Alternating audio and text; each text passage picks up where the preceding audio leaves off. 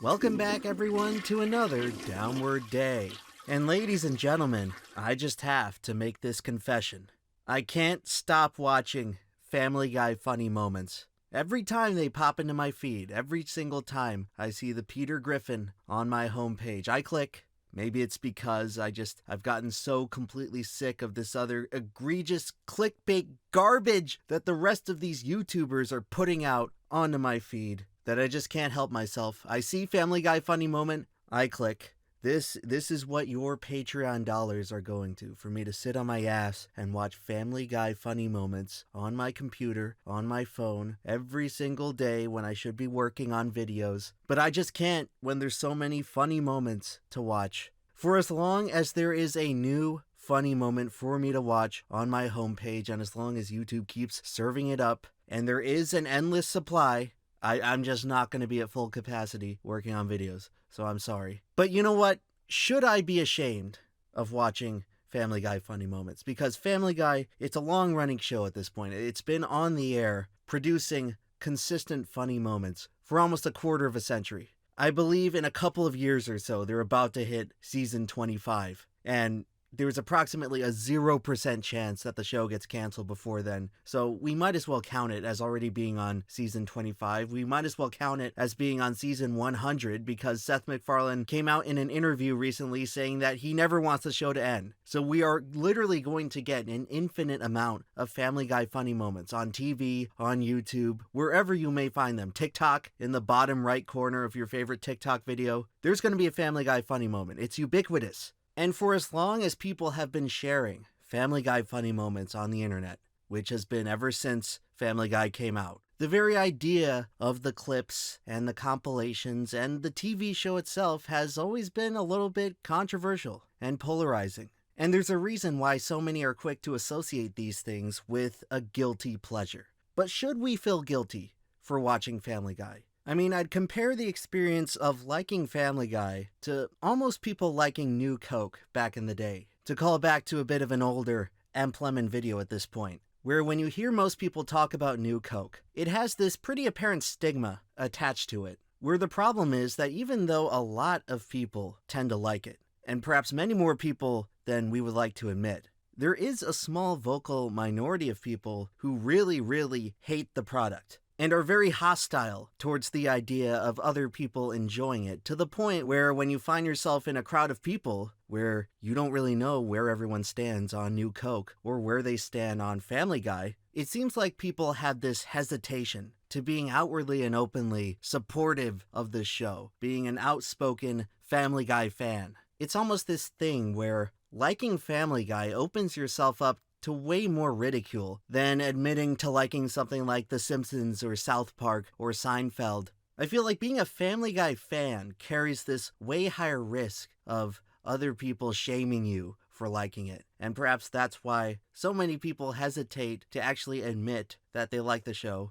and that the show is capable of producing its fair share of funny moments. So I guess what I'm going to try to discuss in this video is why Family Guy seems to get so much hate, and whether or not the series deserves the hate it gets. So first off, I gotta offer a little bit of personal background on this matter. So I think if many people had to guess, knowing me and the type of videos I try to make, they would probably assume that I'm in the anti-Family Guy camp. But that's not exactly the case. At least, it's not the case now. There was probably a time, maybe 10 years ago, where I was definitely more anti-Family Guy, or probably resembling more of a Family Guy hater. But since then, I've really mellowed out on the show and where exactly it stands in the all-time ranking of great TV shows, and I've certainly become a lot more receptive to it. And it's gotten to the point now where I can pretty confidently say that I like Family Guy and I consider it a good show, or at least an above average show. And I guess I want to use this video to basically try to explain why that is. But first, let's get to the matter of why exactly Family Guy is such a polarizing and controversial show.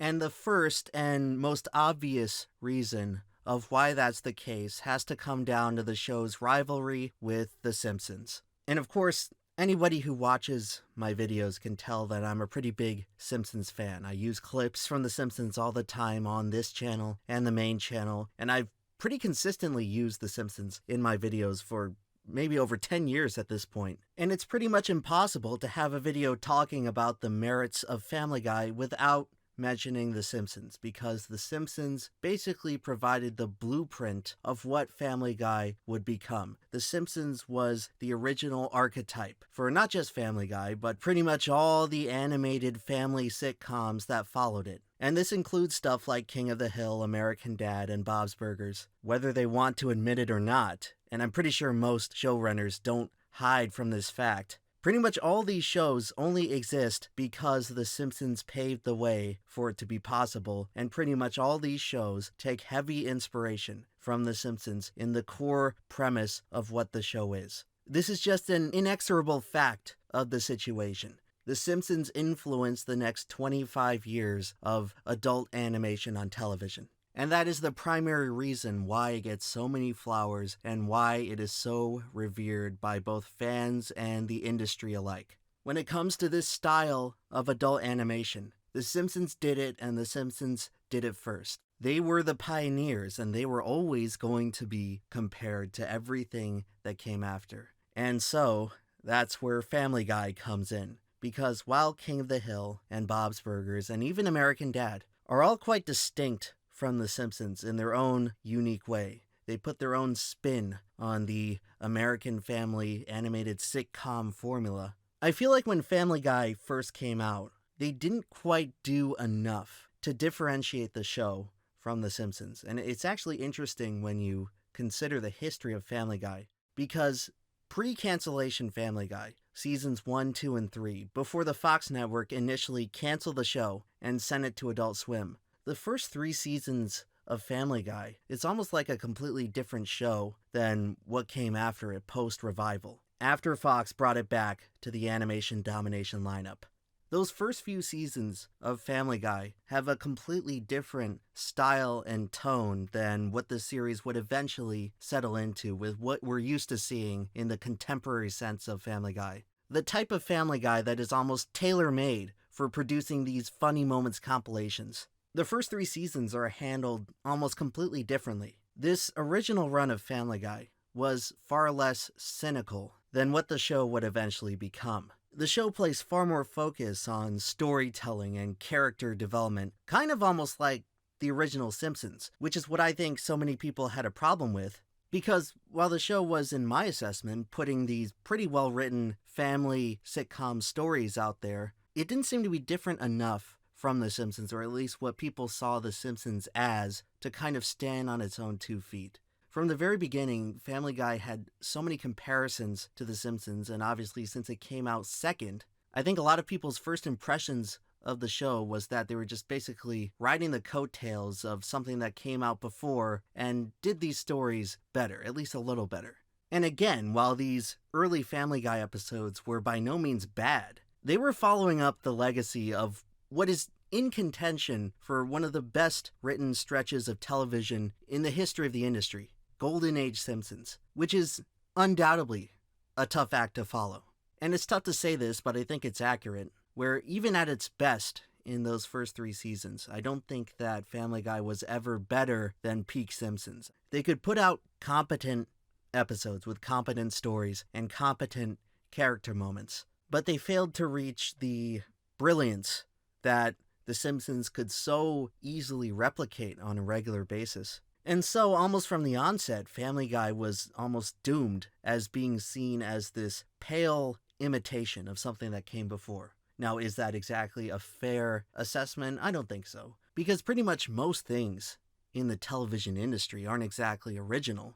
Almost everything's been done before. The reason The Simpsons get such special treatment is because they did present something that was truly new, that felt like a paradigm shift. But this type of show coming along and redefining the industry is very rare. Probably upwards of 90 to 95% of shows that actually get greenlit are derivative of something else. So it's somewhat bizarre to me that people hold that against Family Guy specifically, when basically 9 out of 10 shows on television, and even now in the streaming age, can also be defined as an imitation of something that came before. This is far from a specific problem with Family Guy. But I think the reason that so many people started thinking this way and seeing this show as this shameless rehash was that The Simpsons was so iconic as its own thing and original that by the time the TV industry inevitably tried to rehash the formula, it was far more obvious which shows were doing it. So immediately out of the gates, Family Guy has this misfortunate stigma attached to it, where it is seemingly stuck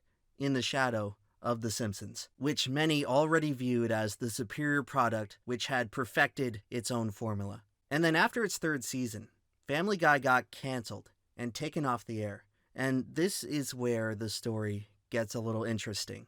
So, one big contributing factor to why Family Guy has such an unusual reputation probably has to do with the fact that its lifespan as a TV show is one of the most abnormal out there. So basically what happened is that Fox canceled the series after season 3, where it was kicked off to Adult Swim to languish away as reruns. But apparently on Adult Swim it had pretty good reception, which led to decent DVD sales. And a couple of years later, Fox looked at that and was like, okay, you guys are uncanceled. You get a second chance. Family Guy was quite literally brought back from the dead, where it was then allowed to just exist forever. I struggled to think of any other show that was canceled so early and then brought back and left to run for 20 more seasons afterward. It truly is an anomaly among the television industry, and it certainly changed the trajectory and presentation of Family Guy as a whole. Because once Family Guy was given a second lease on life, maybe the showrunners were still a little bit indignant about getting canceled for the first time because the series returned to Fox with an attitude.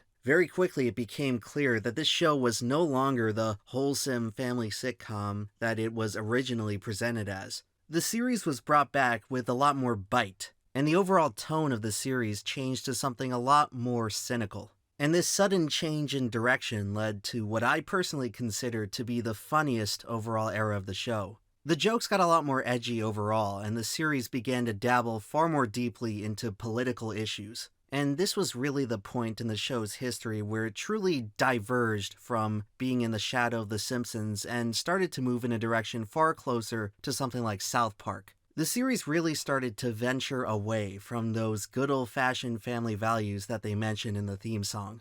And this is also when you start to see the characters of the show begin to drift personality-wise into how they're presented in modern times. Whereas in the early seasons, pretty much every member of the Griffin family had redeeming and a little bit sophisticated qualities to them. The post-cancellation era of the show really started to turn up the negative qualities in each of the main cast, where each member of the Griffin family basically turns into an amoral anti-hero, similar to the character dynamics of something like It's Always Sunny. Gradually, the Griffins are eventually transformed into this extremely dysfunctional group of people that you're supposed to laugh at and ridicule rather than sympathize with. And by precipitating such a big overhaul to the essential characters of the show, it rubbed a lot of people the wrong way. And when you look at criticisms of Family Guy on YouTube today, this is one of the prevailing points, where lots of people feel like the depth and nuances of the main cast were gradually eroded away to turn them into sort of these unlikable and repugnant caricatures of what they once were.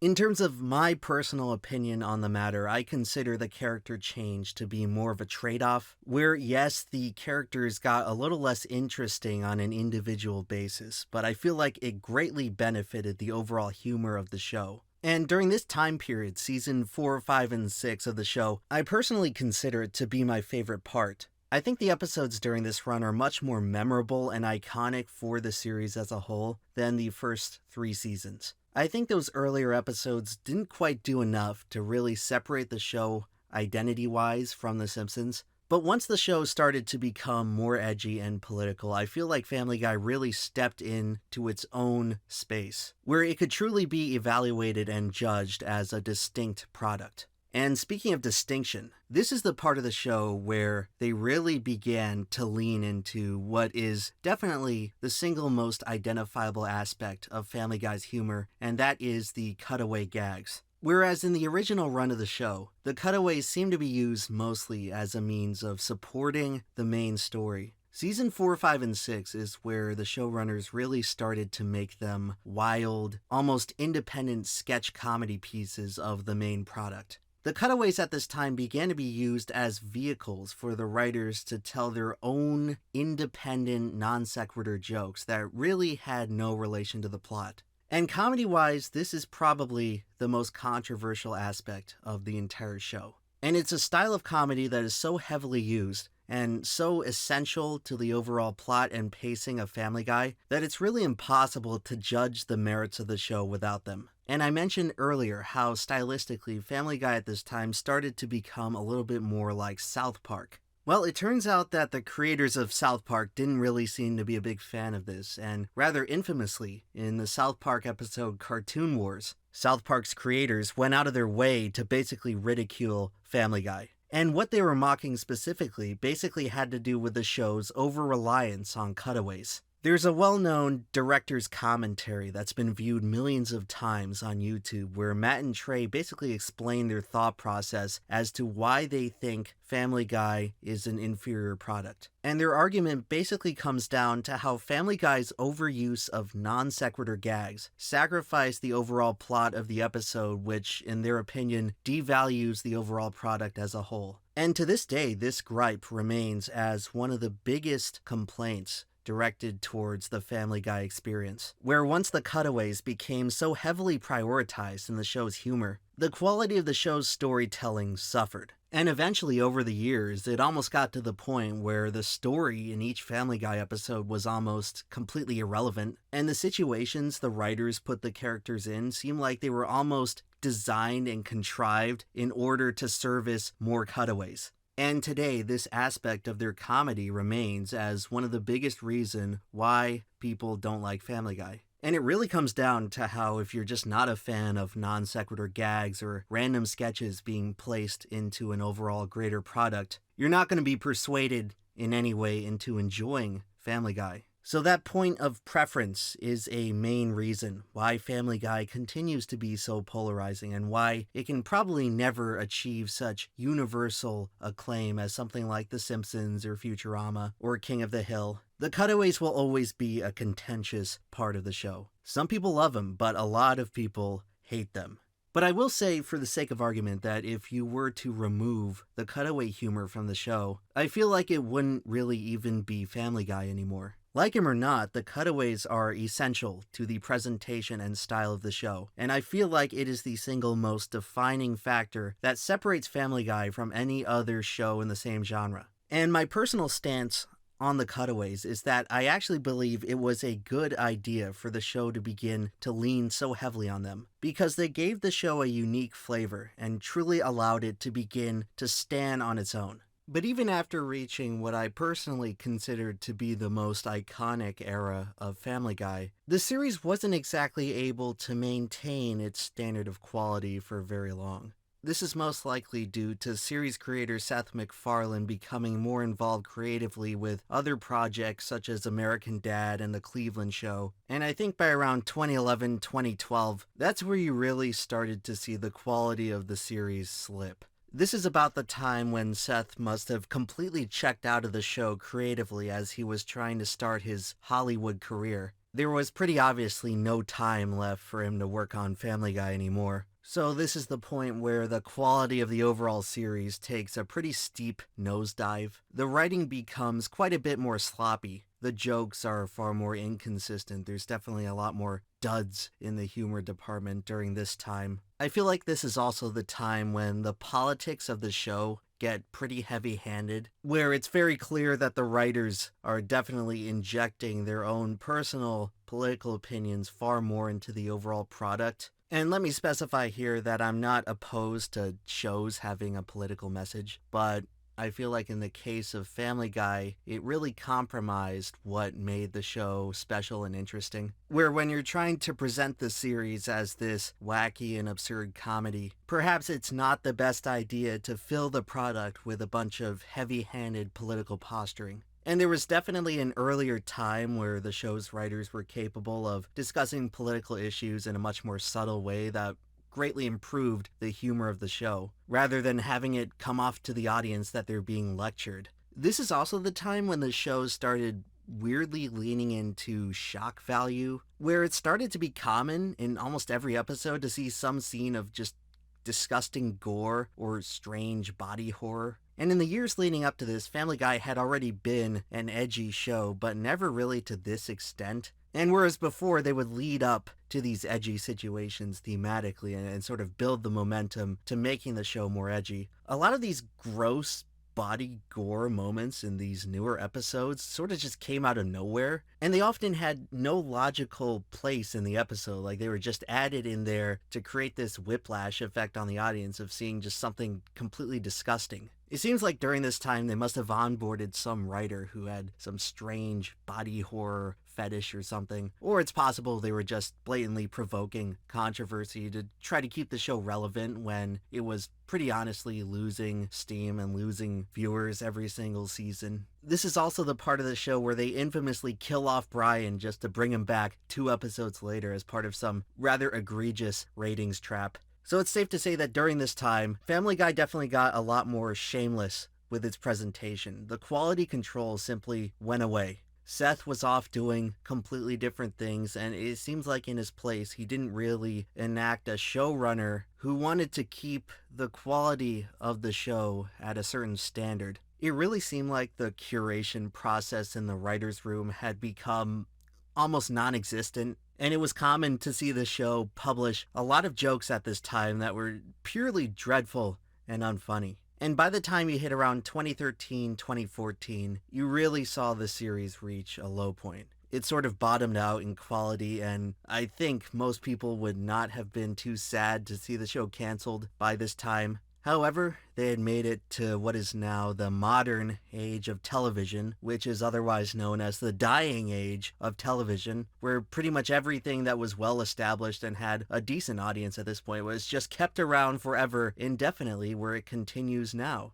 So Family Guy stuck around, and it eventually bottomed out and started maintaining a rather consistent level of quality. And that's pretty much where the show stands today. While not being really great or exceptional at anything, it has become a remarkably consistent experience, where it seems like each episode, more or less, for the last 10 years has been pretty much at the same level of quality. And while I don't really watch full episodes on television anymore, in the past year or so, I did manage to catch one episode, I think, when I was traveling in some hotel room. And I was actually pleasantly surprised with what I saw. For you Family Guy fans out there, it was the episode where Lois is trying to get the Customer of the Month award at the coffee shop. So I guess for those who still regularly watch this series, you can let me know if that was an anomaly or if that is just a good example of what the standard of the series is at now. Because as far as I'm concerned, it was a purely decent episode of television. And it seems to me, at least from the various clips I see on my YouTube feed,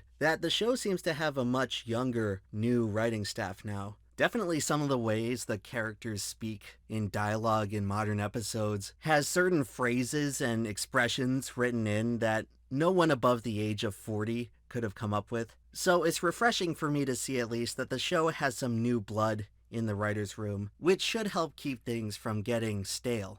So, with all that history lesson out of the way, how should we view Family Guy's overall legacy? Well, in my mind, it's a series that has certainly had its problems and low points. It's one that's had a very dynamic and turbulent history, where you can look at episodes from just a few seasons apart and have a completely different experience. I feel like at its best, Family Guy was probably as good as any other sitcom on network television. I feel like a lot of the Family Guy writers don't get the credit they deserve for being as talented as they are. Because there were many years where Family Guy was truly one of the funniest shows on television. And it's common for a lot of critics of the show to attack the quality of the writing, to call the writers lazy and untalented. But if you ask me, in the golden age of the show and even a little bit beyond, I don't really think talent was ever the issue. The Family Guy staff, to me, clearly had some talented writers. And I think this much is evident in the specials the show came out with at the end of the 2000s. Stuff like the Star Wars specials and the Brian and Stewie Adventures and the Murder Mystery special. I found each of these to be great and well-written episodes of television.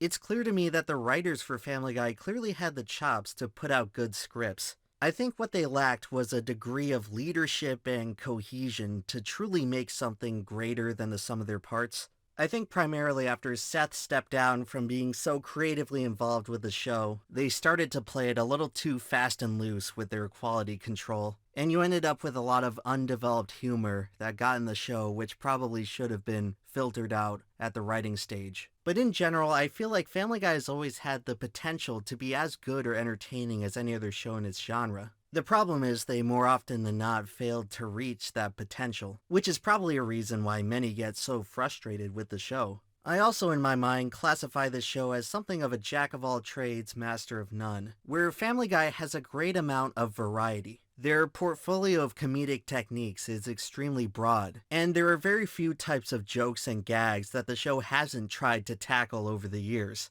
That is at least part of the appeal for me whenever I do get a chance to watch a Family Guy episode. I get this feeling that they can try almost anything, and that even the most unexpected jokes and references are not off the table. However, the problem with the series tackling such a wide array of comedic styles is that Family Guy isn't really the best at any one thing. There is an ongoing gripe that the show repeatedly brings up that despite running on the air for 25 years and having generally positive reception from audiences and critics alike, the show has never won a Primetime Emmy Award, something that The Simpsons, Futurama, King of the Hill, and even Bob's Burgers have all managed to do. It's kind of sad in a way how Family Guy is treated almost as this black sheep of the American adult animation industry, where it was even mentioned that after South Park made that episode ridiculing Family Guy, they got sent flowers in the mail from the Simpsons staff. It seems that, at least for a period of several years, Family Guy was not well liked by the rest of its peers. And the show's infamous futility at the Emmys sort of speaks to how pretty much everything they tried, some other show came along and did it just a little bit better. And I think it's fairly accurate to say that even the peak of Family Guy did not surpass the peak of pretty much every other show in the genre. It can often be difficult to justify watching Family Guy when so many parts of its act are done better by other shows like South Park and The Simpsons. Although I will admit that for pretty much the past 10 years, I've personally found the new Family Guy episodes to be significantly more entertaining than whatever The Simpsons has been putting out. So perhaps after all this time, Family Guy did end up getting the last laugh. And I guess that brings me back to what originally inspired me to create this video. Family Guy funny moments. What exactly is the deal with Family Guy funny moments? Lots of people consider these things to be a relatively new internet phenomenon, when the truth is that Family Guy clips have been around since the very beginning of YouTube. In fact, I distinctly remember when Hulu came out and monopolized basically all the Family Guy clips on YouTube for a couple years. The people of that generation were ticked off that they couldn't watch their Family Guy funny moments anymore. And rather interestingly, for pretty much as long as I can remember, Family Guy clips on YouTube have consistently gotten more views than anything from The Simpsons or South Park or King of the Hill and all these other shows that have been historically more critically acclaimed than Family Guy. And maybe with this, we've found the one thing that Family Guy is actually best at. The show has always been the most successful on the internet. And I think with that, you have to give credit to the series for pioneering the cutaway gags, which for all intents and purposes are proto-internet humor and what we think of today as memes. Family Guy basically popularized this style of humor long before it was widely accepted. And I don't think it's a stretch to say that the style of Family Guy's humor helped inspire and influence a lot of early online creators, many of whom would end up being responsible for a lot of what is popular online today. And so, with all that being said, maybe Family Guy funny moments do deserve their spot on my YouTube recommended feed. They had no way of knowing this at the time, but a lot of the cutaways are pretty much tailor-made for the fast-paced style of internet humor today. And so it should be no surprise as to why these videos get so many views. During its run, Family Guy may not have put out the very best jokes, but it seems like they did put out the most accessible jokes. While the series is not the most entertaining, it does appear to entertain the most. In fact, by now, the show has been on the air for so long that a Family Guy joke probably exists for any topic you can imagine. And I do believe that there is something impressive about that. And it is somewhat remarkable to see how Family Guy is still quite popular today with people who were born long after the show stopped being relevant on television. So yes, I understand that at the end of the day, Family Guy probably isn't the best show. But when I see that Family Guy funny moment pop into my YouTube feed, I'm probably going to click on it, and it's probably going to be pretty okay. And these days, that's about all you can ask for.